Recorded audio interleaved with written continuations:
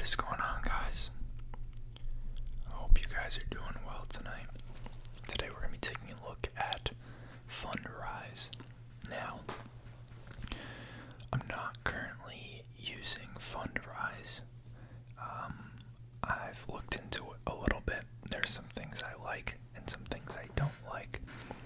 And I'm kind of on the fence as to whether or not I want to use it. I'll elaborate on that a little bit more once we get into the video, but before we do, typical disclaimer, not giving financial advice. I'm not a financial professional, so do your own research and consult someone who actually is before you invest. I have nothing to do with Fundrise, and although I've looked into their company a little bit, relatively new to me in terms of, the validity of their programs and their transparency and the liability around it and such. So, invest at your own risk. Now, for those of you who do not know, Fundrise is it's a real estate company, and they offer basically a REIT like you'd buy on the stock market, but they offer it without trading on a public market. It's what's called an E-REIT. I don't remember what the E designates, but basically it's a non-publicly traded public REIT. That's kind of confusing, but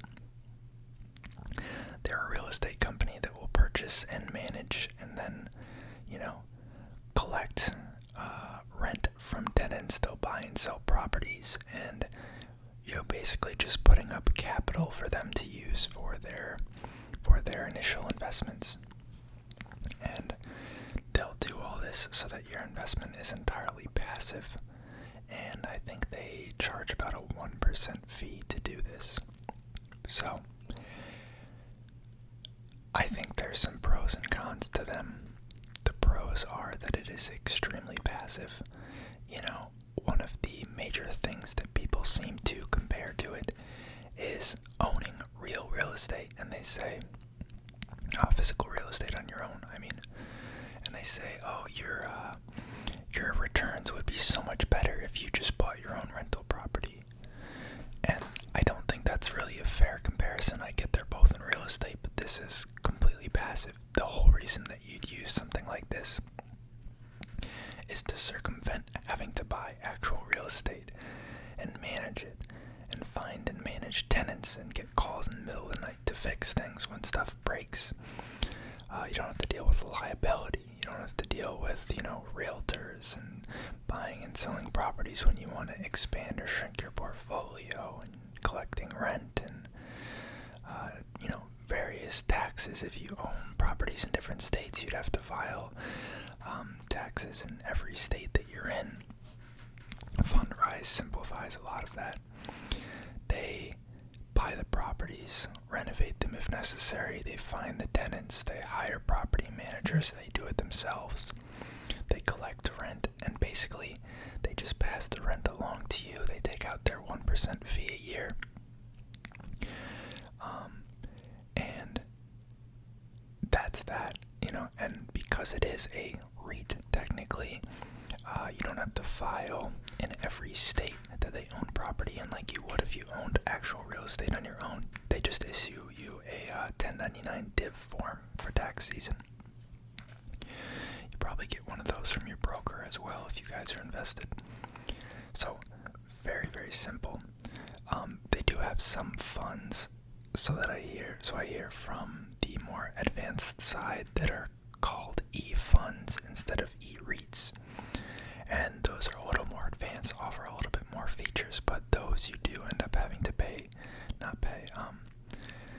you do end up having to use those more advanced tax forms called K1s, but most people could avoid that because, one, they won't be in that account status unless you're investing some serious bread, and two, because it's optional from what I understand. Just having a nice beer. So, it's a very aesthetically pleasing website. website. Kind of gives me like Robinhood vibes. You can see here they've been mentioned on Wall Street Journal, Forbes, New York Times, Bloomberg. And the main thing, one of the things that I love about Fundrise, or from what I've seen, is the transparency and just the general ease of use in UI. So every single project that they split your money into, they keep you up to date on the current status, and there's pictures for everything. And then they also tell you all the little details about each individual property. So they'll tell you how much they purchased the property for, how much money they're putting into renovations, what the expected value is now, what kind of financing they're looking at. Are there any partners in the project? Where's the project located? Why did they decide to go into that region? What specific location or geographical triggers caused them to want to invest in that area? Is there a subway nearby that's becoming a very popular means of transportation for people going into a nearby city? They'll cite all the little reasons that are causing them to want to invest in that property. It's very in-depth. And you don't really get that with a traditional REIT. You have some companies that do it better than others. One of the ones we've looked at on this channel called Armada Hoffler, they list out all their properties. Don't give you quite the same number of details on like financing and stuff, but they do have them all listed individually. But then you have some of the larger companies who, as far as I know, don't provide any indication of that, like Realty Income or Prologis or large companies like that, so you don't get the same level of transparency. Now, one of the other things that I hear people mention a lot is that the fees are too high. They say, 1% is much too high, especially when you could just go and invest in a REIT. To a degree, I think this is true. Most commonly, people will cite VNQ, which is Vanguard's ETF for REITs. Now, what these people do not realize is that the expense ratio listed for Vanguard's real estate REIT ETF, VNQ, I think it's like 0.26% or something, is just for the managing of the ETF. It doesn't refer to any of the costs or, hidden costs that you're paying for the REITs that are held within the ETF. So everyone says, Fundrise charges 1%. B&Q only charges 0.26%. That's a quarter of it. It really doesn't work out to be like that. There's management and executive award costs built into just the structure of how REITs operate. So, Realty Income, you're paying money off the top to fund the executive's salary, to pay for corporate office space, to pay for any brokers and other agents and stuff that they use. So you're probably paying more than a couple percentage points, or maybe like 1 or 2 percentage points. I don't have a real number, but you're paying some off the top that just doesn't get published. And then Vanguard is scooping all of those companies up, putting it in an ETF, and charging you an additional 0.26% expense ratio to manage that. So when you put it like that, the 1% that Fundrise charges doesn't seem unreasonable. Now, then the argument would be, if publicly traded REITs actually have those hidden costs, maybe Fundrise would perform better over time. But I also think that Fundrise is kind of targeting a slightly different strategy than the REITs that you see publicly traded. Their approach is a lot more centered around stability and consistency. So if we look at, they have their average track record posted for their annual returns of their clients for the past couple of years. And Fundrise here on the left, it's not always the highest, but it is extremely consistent. You can see in 2017, they returned 10.6%. In 2018, they returned 8.81%. In 2019, they returned 9.16%. 2020, they returned 7.31%. And 2021 through 2021, year to date, they've returned 16.1%. And I'm pretty sure this is net of fees. But then they compare that to public rates. So this would be something like your VNQ. Now, they're lagging in 2021, but in 2020, those rates were negative overall, whereas Fundrise remained relatively constant. In 2019, sure, they got beat by the public rates. They still had a decent return at 9.16 though, and they made up for it because the previous year, they were up 8.8% when public rates were down 4%. And you can see they compare it to stocks here as well. It's not up here in the high double digits like these returns these years. But one, it's real estate. I don't think it's fair to compare it to the S&P. This should be something that's part of a diversified portfolio. It shouldn't be one or the other between stocks and real estate. And two, it holds its weight. And the big thing they're touting is consistent stability and profitability. You can see they haven't had a single negative quarter over the past 19 quarters, which is pretty amazing. Average income return, I believe, is referring to distributions, like your dividends. So you can see they're beating on that front as well. Up here they have a heat map.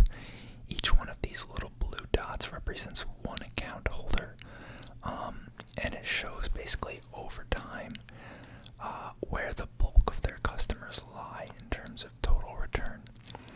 So you can see people who are invested for 1 year range from about, negative 2% up to 25-30%, with the average being at 8%, and it continues up the longer you stay invested with them. So they're basically, I'm pretty sure they can't lie about this.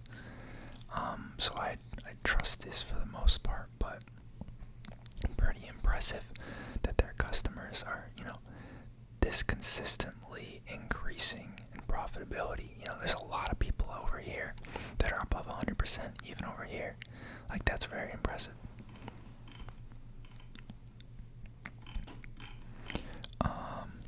Looks like that is a premium feature. Now, they call themselves private real estate, but I think technically they're public real estate. They're just considered private because they're not publicly traded. It's kind of an odd dynamic.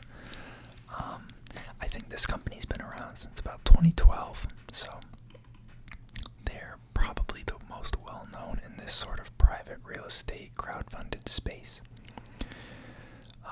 They're touting that their 20-year average annual yield. First of all, not sure how they're able to calculate this. Oh, this is probably for all private real estate, not just Fundrise. But that's why they're arguing why private real estate. They're saying the income is consistently higher than REITs, bonds, and stocks. They're saying the volatility is lower, but the total return is higher. So it's kind of like in the mid-range. They have more than $5 billion in real estate that they're currently custodians for. They're currently managing. And they also give you, this is another thing that I think is so amazing, and we'll look at a property here in a second, but they give you customization. They allow you to choose what type of properties you want to invest in. So do you want consistent income? Do you want projects that are already established, that are throwing off cash flow? Do you want core properties that are going to pay out, decent distributions, but are also appreciating in cost? Do you want value-add properties where they're going in, they're going to take some time where they aren't collecting revenue, but they're going to renovate the place, bring the value way up, and then make it back because they're now targeting a higher market? Or do you want the riskiest, which is opportunistic, which I think is more speculation around migration patterns, or maybe newer developments or newer communities where there's less comps, there's less, I guess, confidence in what the total portfolio will look like in that town once it's done being developed. But those are the potential for higher return. They're touting, all the customers that they've helped successfully. They've transacted a total of $7 billion. This is kind of conflicting with the $5 billion up here. I'm not sure what the difference is. Maybe this is probably how much they've invested in, but maybe a lot of that's probably debt that they don't actually own. So that's probably why it's only showing $1.5 billion. 70% of that real estate value is probably on the mortgages for those properties. That's probably why they say that. 240 active projects, 120 of which are completed, which I think just means that they're, fully done and generating cash flow. These ones are either in construction, or they're ramping up, or they're being renovated. You can see 57.4% of their properties are apartments, 16.5% are commercial, and 26.1% are single-family homes. And here you can see the breakdown of those different property types I was talking about before. Oh wow, this is sick. They list all 240 projects in their portfolio here. Before we get into those, because I think those are going to be really cool. This is the kind of thing that you get to pick once you sign up. So, depending on when certain things, funding starts, I think you can pick between these categories, but they could change down the road depending on when you put your money in. Because certain projects become funded to maturity, I think, and then they get replaced with other projects that they're getting off the ground. So these could change, but they have the e-REITs I was talking about. They have one centered around income, growth, and then what I was talking about earlier, they give you kind of the choices on where you want to invest. So there's ones that are particularly in the East Coast, there's ones particularly in the West Coast, some in that heartland Midwest region. There's ones that are still in development. There's balanced. So do you want appreciation and income? This is one of those E-funds I was talking about. I'm not too sure what those are, but those are a very small portion of the portfolio, but they have a lot of stuff to pick from. And before you invest in one, you can look and see what's in it. So there's multiple income e-REITs, but if you click in, you can see they all have different projects in them. This one's an apartment in Marietta, Georgia, 15.7 million investment size. It's a value add, so they're renovating it. And you can even click on, it tells you where the property is. So we can see here, it's near Marietta, which I think is near an air reserve base. It's pretty cool. That's probably one of the things they're going to mention. From Atlanta to Phoenix, cities in the southern third of the U.S. are growing faster than their northern counterparts. Very neat. You can see full market analysis. Let's see what that is. So it sounds like this is where they're targeting their development. This is probably part of the, overall migration away from the coastal towns and cities because of the shift to remote work. Gives you a timeline on the project. So it was acquired in April 2nd of 2021. They're updating it. They literally give you pictures of the updates they're doing. I think this is so amazing. The transparency is awesome. Look at that. And that's as far as it is right now. This was only a couple months back. So that's what they're kind of in the process of doing. So that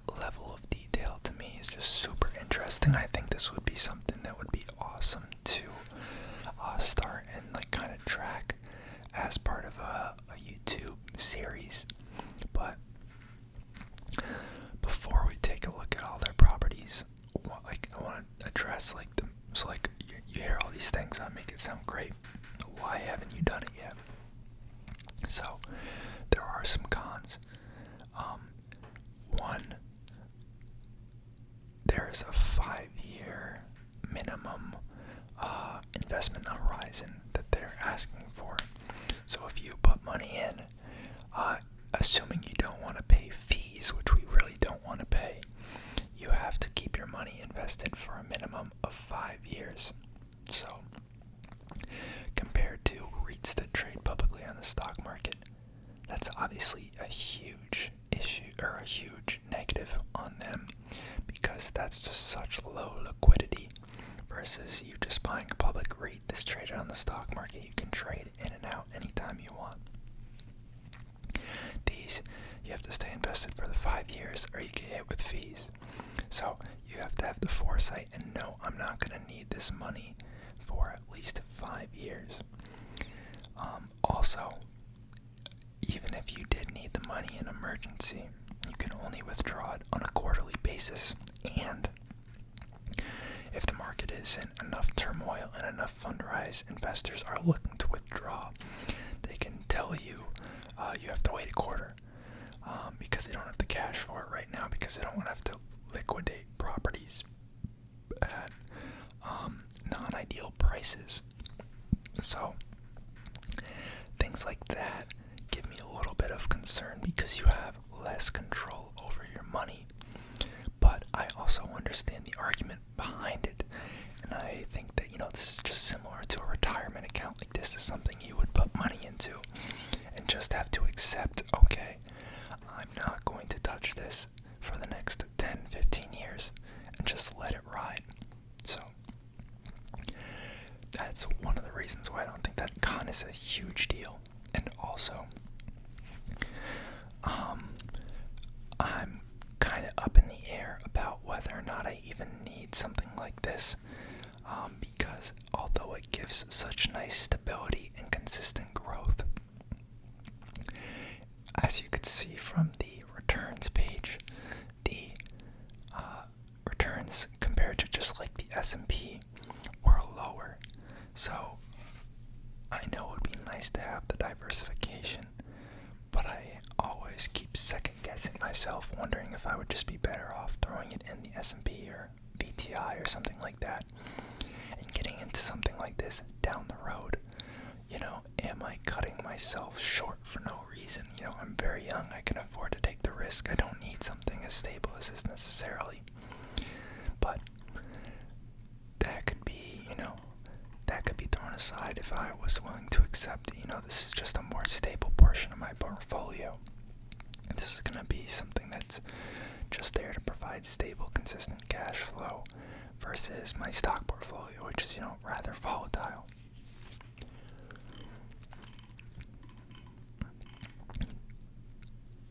This is another one in Jacksonville, Florida that you can see they are updating it. They acquired it in April. They started updating it in May. Again, some pictures here. Very nice looking property.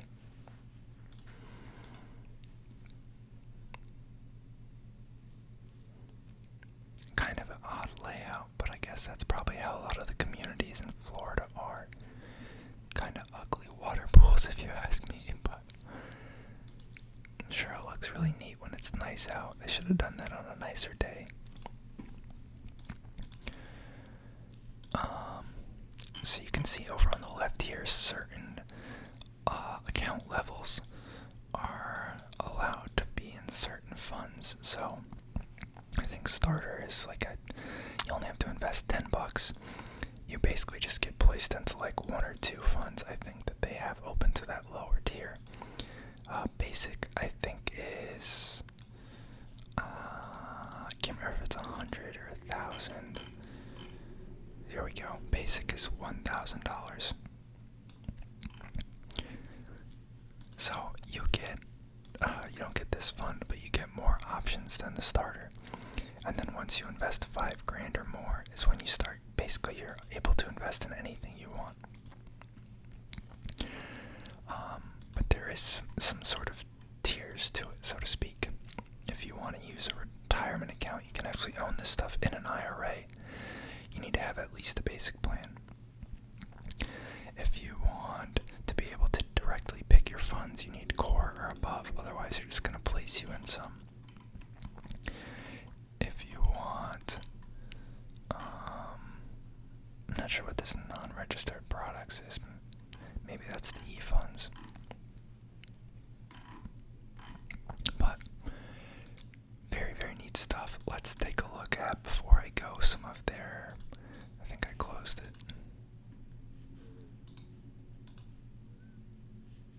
Some of their properties. I don't even remember where I saw all of their properties. Here we go.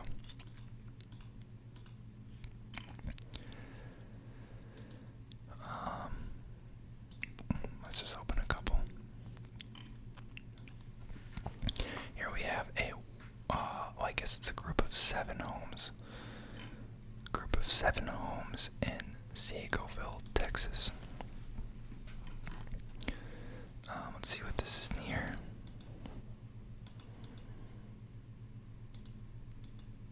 Near Dallas, okay. Texas does seem to be a very hot area. And I think these are just similar homes because they don't want to actually dox the people who end up buying these homes. Total portfolio value for these 7 homes, I guess, is $1.75 million. That sounds kind of low for 7 homes, but then again, this is rural Texas. Real estate's a lot cheaper there. And I think that was before they renovated. So in theory, they'll be going for more after they're updated. So you can see this is the concept drawing for the outside, but these are real photos of the inside. Very nice updated kitchen. It looks like a 3-bedroom. I don't know why there's stairs if it's one. Oh shoot. I guess I was wrong. I guess this is a 4-bedroom. Wow, it's a very big house for how cheap it is. I might have to move to Texas, but very neat looking property. Let's look at some of the bigger ones they have. Las Vegas apartments, $43 million. Jeez Louise. $43 million. This is an active property. It was acquired in December of 2019. They're updating a lot of these still. I'm shocked that they don't have further photos on a lot of these. That is a very cool looking property, very modern. It must be location because although that's a very nice place, it doesn't look like it goes for... Yeah, alright, it's literally right next to Las Vegas, that's why. Very, very neat. Stabilized apartments. This one's in Odessa, Florida. I've seen this in the portfolio of some of the YouTubers I've watched videos on. Maybe we just can't see this for any of the properties because we are not on a full account. This is the preview view, maybe. Very neat, very neat. Interesting. I didn't think they did too much commercial, but it did say they had, 16% I think was in commercial. This is in Maryland. This company is headquartered in Washington, D.C., I believe. Yeah, so that's outside Columbia near Baltimore. I guess it's just a fulfillment and warehouse center. Neat, very neat.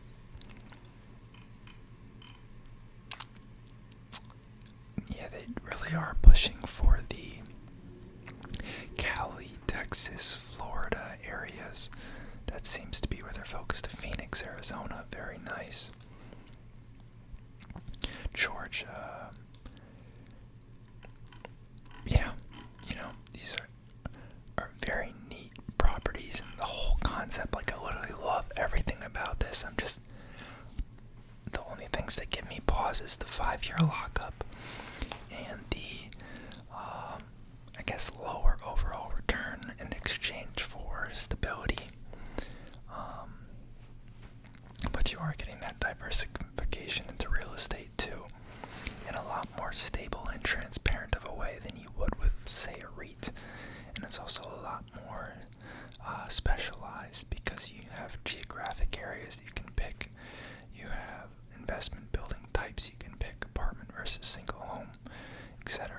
guess you can kind of do with reads, but very neat stuff.